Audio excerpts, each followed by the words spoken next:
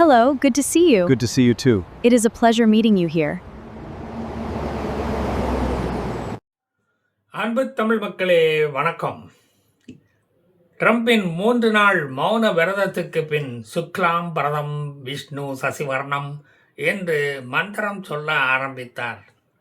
சுக்குநூறாக அணு ஆயுத கடங்க உடைக்கத்தான் சொல்றாரு போல இருக்கு என்று புரிந்து கொண்டு அதை நிகழ்த்திவிட்டான் இந்த அமெரிக்கன் ஏர்வேஸ். ஈரானின் மேரிடைம் கேப்பபிலிட்டிஸ் தவிடுபடியானது. மிலிட்டரி கமாண்டன்ட் சென்டர்கள் கண்ணாடி சில்லு போல உடைந்தது. இவ்வளவு வீக் பாடியை வச்சுக்கிட்டாடா நீங்கள் இஸ்லாமியனின் பாதுகாவலன் காவக்காரன் என்று சொல்லிக்கிட்டு ஊரை ஏமாற்றிக்கிட்டு தெரிஞ்சிங்க. கீரிக்கும் பாம்புக்கும் சண்டை விடுவீங்கன்னு பார்த்தா கீரிக்கும் மண்புழுவுக்கும் நடக்கும் சண்டையாக மாற்றி விட்டுட்டீங்களாடா. ஜொர்டானிய பகுதியில் இருந்த 2 அமெரிக்க வீரர்களின் அகால மரணத்துக்கு இவ்வளவு பெரிய பதிலடியை கொடுப்போம் என்று ட்ரம்ப் கூட நினச்சி பார்த்திருக்க மாட்டார். தரித்திரம் பிடிச்ச பாகிஸ்தான் சமாதானத்தை ஈரானில் கொண்டு வர புரோக்கரேஜ் பண்ண வரும்போதே நான் நினைச்சேன், இது விளங்காது, இது நிலைக்காது, இது நடக்காது என்று. ஏமாறப்போவது அமெரிக்கா தான். இதுதான் நடந்தது, அதுதான் நடந்தது. பக்கத்து நாட்டு கூடவே சமாதானமாக இருக்க தெரியாதவன் கூரை ஏறி கோழி பிடிக்க போறானா என்று சந்தேகப்பட்டது சரியாகத்தான் போச்சு. ஜோர்டான் மேலே மல்டிபிள் மிசைல்ஸ் விட்டுக்கிட்டு போர் முடிவுக்கு வராமல் இருக்க என்னென்ன செய்யணுமோ அத்தனையும் செஞ்சு போட்டான் இந்த ஈரான். சவுதி ஏர்பேஸ் மேலேயும் ராக்கெட்டுகள் பறந்தன. சென்காம் ஹெட் குவார்ட்டர்ஸ் பில்டிங்கே தாக்கிவிட்டோம் பார்த்தீங்களா, இவ்வளவுதான அமெரிக்காவின் பலம் என்று கொக்கரித்தது ஈரான். கொக்கரித்த அந்த கோழியை குழம்பு வைத்தது America. Military command centres, missiles, drone விடும் தளம், கடற்கரை கட்டுப்பாட்டு மையங்கள், ரேடார் சிஸ்டம்ஸு, மிச்சம் மீதி இருந்த சோட்டா நேவல் படை எல்லாம் சொக்கப்பனை ஏற்றப்பட்டது. அம்மா தாயே, கொஞ்சம் பழைய மிசைல் இருந்தால் போடுங்க தாயே என்ற ஈரானின் குரலுக்கு இறங்கி வந்தது சீனா. இப்போது மிசைல் பிச்சை போட்டுள்ளது. இப்போதைக்கு எங்களால் அமெரிக்காவை நேரடியாக தாக்க முடியாது, சான்ஸு கிடைச்சா பார்ப்போம், அப்போ வருகிறோம் என்று சீனா சொல்லிவிட்டது.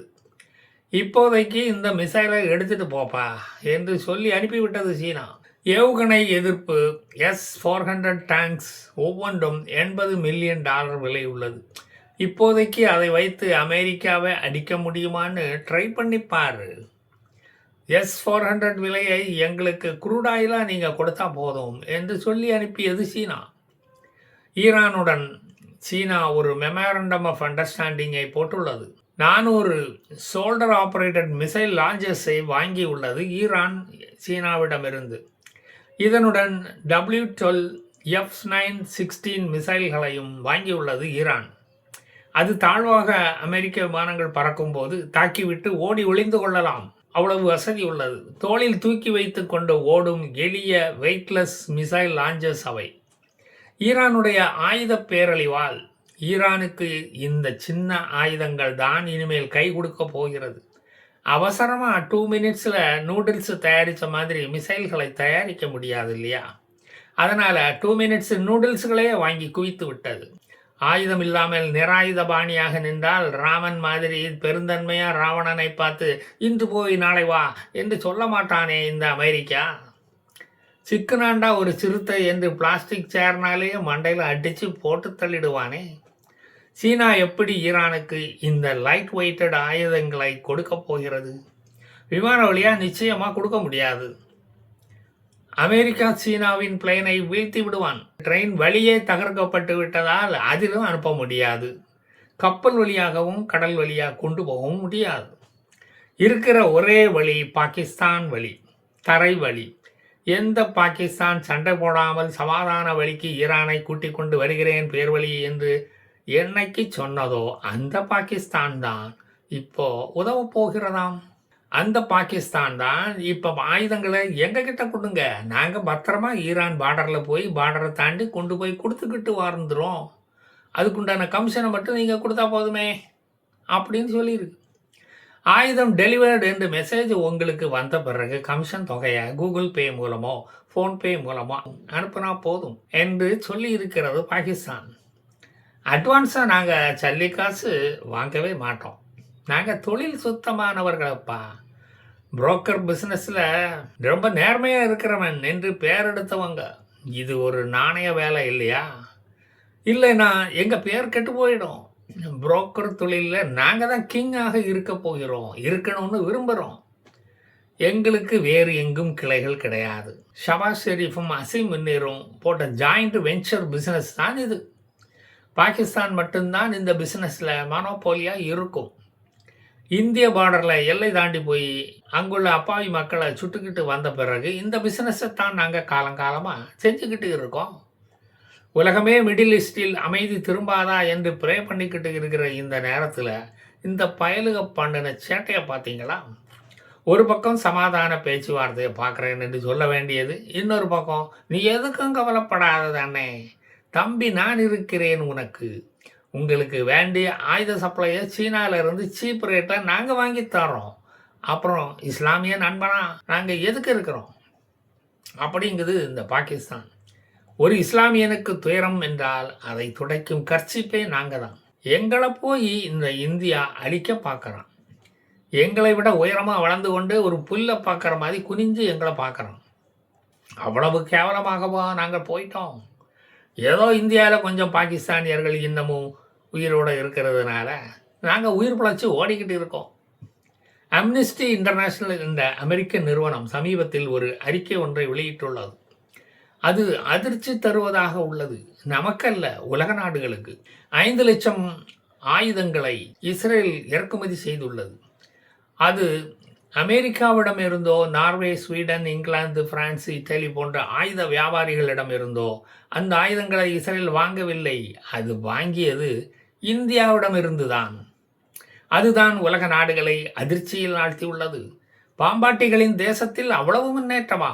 குப்பைக்கூள நாட்டில் அவ்வளவு வளர்ச்சியா? காங்கிரஸ் ஆண்டபோது IMF வாசலில் துண்டேந்தி கொண்டிருந்த நாட்டுக்கு இவ்வளவு திறமையா?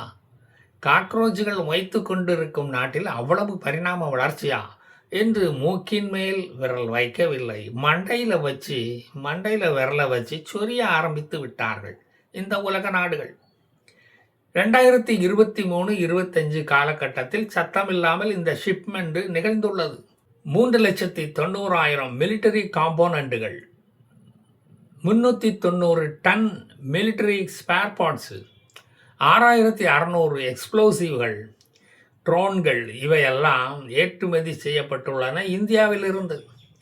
எப்பவும் நியூட்ராலிட்டியை பற்றி பேசும் இந்தியா தொடர்ந்து இஸ்ரேலுக்கு சப்போர்ட் செய்து கொண்டுதான் வந்திருக்கிறது. ஏனென்றால் இந்தியாவைப் போலவே இஸ்ரேலும் இஸ்லாமிய பயங்கரவாதத்தால் பாதிக்கப்பட்ட ஒரு நாடு. இது பற்றி இந்தியாவை எவனும் கேள்வி கேட்க முடியாது. நாங்கள் ஆயுத வியாபாரிகளாக மாறி எவ்வளவோ நாளாச்சு. அது உங்களுக்கு தெரியலன்னா நாங்கள் என்ன பண்ணுறது? இஸ்ரேலிய இராணுவ வீரர்களின் கைகளில் இப்போது மேட் இன் இந்தியா மிஷின் கன்கள் இருக்கிறது.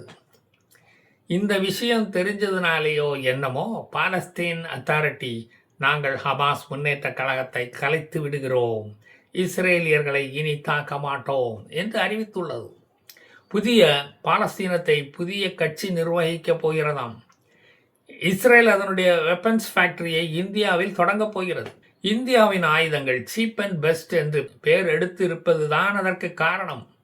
இஸ்ரேலும் இந்தியாவும் பயங்கரவாதத்தை வேரறிக்கும் பாட்டாளிகளாக மாறிவிட்டனர். இந்திய அமாவாசைகளுக்கு அது வருத்தமளித்துள்ளது. ஆஸ்திரேலியா F-15 விமானங்களுக்கான ஸ்பேர் பார்ட்ஸுகளை தயாரித்து அமெரிக்காவுக்கு வழங்குவதை எவனும் இதுவரை கேள்வி கேட்கவில்லையே. அதனால் இந்தியாவையும் எவனும் கேள்வி கேட்க முடியாது. 2023-25 நவம்பர் மாதம் வரை நடந்துள்ள இந்த வியாபாரத்தை ஆயுத வியாபாரி மோடி தம்பட்டம் அடித்து வெளியே சொல்லவில்லை என்பது இந்திய வெளிநாட்டு கரப்பான் பூச்சிகளுக்கு அதிர்ச்சி அளிக்கிறது. அவர்களாக இருந்தால் நாங்கள் தான் இதெல்லாம் செஞ்சோம், பார்த்தீங்களா எங்கள் திறமைய என்று மார்தட்டி இருப்பார்கள். இந்த ஆயுதங்களை கரம்ப போனால் கரப்பாம்பூச்சிகளுக்கு பல் உடைந்து போகும் என்பது அவைகளுக்கும் தெரிந்துவிட்டது. புதிய பாலஸ்தீன சட்டசபை உருவாகப் போகிறது. இந்தியா மாதிரி வெளிநடப்பு செய்ய எந்த எதிர்க்கட்சி அங்கு வரப்போகிறது என்று அதற்குள் அந்த கவலை எனக்கு வந்துவிட்டது. கவர்னர் யாராக இருப்பார்? அவர் வெளிநடப்பு செய்வாரா? அவரது மாளிகையில் பெட்ரோல் வெடிகுண்டு வீசுவார்களா? கருப்பு கொடி பலூன் கருப்பு பலூன் வெறுப்பை காட்டி வெள்ளை குடையை பிடிப்பார்களா என்ற கவலையும் ஆட்டோமேட்டிக்காக என் மண்டைக்குள்ளே வந்து விடுகிறதே. கடைசியாக வந்த ஒரு செய்தி, ஈரானுக்குள் குர்திஸ் படைகள் 5 பெட்டாலியன்களை ஈரானை முற்றுகையிடப் போகிறதாம். அது உண்மையா என்று தெரிந்துவிட்டு நான் மீண்டும் வருவேன், மறுபடியும் வருவேன். ஜெய் ஹிந்த்.